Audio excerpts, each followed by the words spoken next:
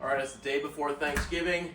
I forgot to take the turkey out of the freezer, so I've got less than 24 hours to thaw a 14-pound turkey. That's all right. I'm going to show you how to do that right now. You can do this in your kitchen sink. I happen to have a little butler pantry with a side sink, so I'm going to put a drain at the bottom. I'm going to put my turkey in here, and we're going to fill the sink with cold water.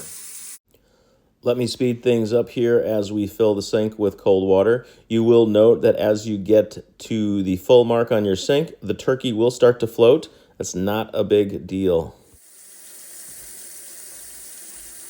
All right, now that our sink is full, we've got our turkey submerged. What's going to happen is this water is going to literally pump heat into this turkey, and that coldness, that frozenness of the turkey is just going to move into the water, and our room is actually going to keep this water warm. So this thing is going to thaw out super fast. If you've got a large sink, this is probably the easiest way to do it. If you don't have another sink or a sink big enough to put your turkey in, there are some other options. Another option is to find a large pan, and you can fill this with water and leave it on your stove or somewhere where there's a lot of airflow. Don't turn the heat on.